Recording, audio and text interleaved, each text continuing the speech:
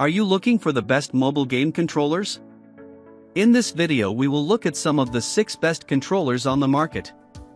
Before we get started with our video, we have included links in the description. So make sure you check those out to see which one is in your budget range. Starting at number 1. Backbone One. Over time, the Backbone One, 8 out of 10, Wired recommends, has become my go-to mobile controller.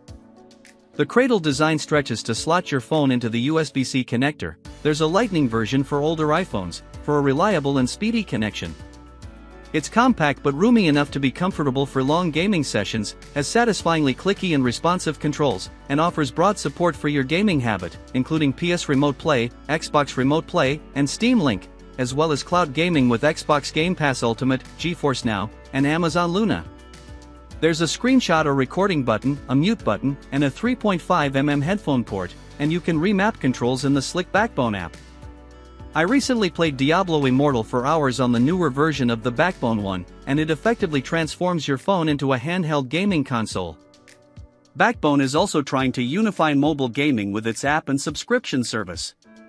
You get 1 free month of Backbone Plus, $40 a year thereafter, which adds access to all your games from a single interface, seamless voice chat and multiplayer lobbies, one-tap Twitch streaming, and a few other perks, but you can opt out after the free trial if you don't find any of that useful.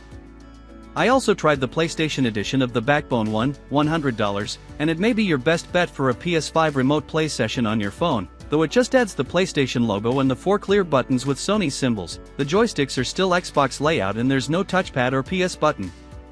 It's a shame the Backbone One lacks back buttons, though it does sport extra bumpers up top.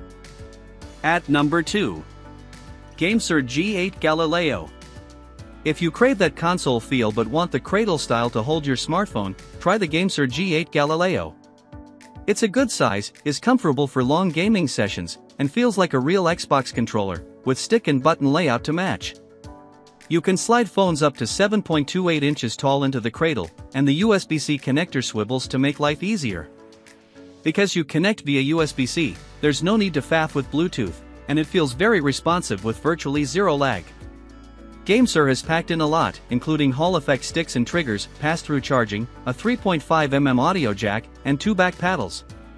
All buttons are fully mappable, there's a multi-function button, and you can switch between touchscreen mode, Android, and PlayStation mode by pressing the top 2 buttons. The faceplates are magnetic, so it's easy to pop them off and switch out your sticks. GameSir provides one each of the small, tall, and dome styles in the box. I played Grim Valor and Call of Duty mobile for a couple of hours, and other than my phone getting warm, it was a smooth experience. A quick blast of Cyberpunk proved this is also a solid controller for remote play. On the downside, it is bulky, the GameSir app is flaky, and there are no haptics. At number 3. Gulikit KK3 Max. The latest version of Gulikit's King Kong controller is the 3 Max, resembling a Switch Pro controller. It feels durable with a textured finish on the back for enhanced grip. I found it very comfortable, even for long sessions. Silky smooth joysticks and satisfyingly clicky buttons, not mechanical, make it a pleasure to use, and the D-pad is decent. Just like its predecessor, it has Hall effect electromagnetic joysticks designed to combat drift. There is also a programmable button for autopilot gaming, APG, allowing you to record up to 10 minutes of gameplay and tap the button to repeat. The vibration is strong with 3 modes, and there's a 6-axis gyroscope for Switch games. Gulikit has added 4 slots for detachable metal paddles on the rear, and you get 3 pairs in the box. There's a plug-in dongle for latency-free gaming on Windows PC, a USB-C port for wired gaming or charging, and Bluetooth 5.3. The Gulikit KK3 Max has a 950 mAh battery, slightly smaller than its predecessor, that's good for up to 24 hours. But you'll only get around a third of that with all the bells and whistles turned on. I enjoyed playing Grim Valor on Android and Doom Eternal on PC. The lack of a companion app is good and bad. There's a learning curve to calibrating features, and firmware updates must be manual. On the other hand, who wants another app? The controller comes with a snug, molded, translucent carrying case with just enough room for the cable, too. At number 4. SteelSeries Stratus Plus. Replacing its predecessor, the Duo, on this list, the SteelSeries Stratus Plus is perfect for flicking between games on Android and your PC or laptop. It feels much like an Xbox wireless controller, with a similar button layout, although it has symmetrical thumbsticks with a disappointingly mushy D-pad offset at the top left. You can connect wirelessly to an Android phone or Chromebook via Bluetooth LE 4.1 or use the USB-C port to connect a cable for PC gaming.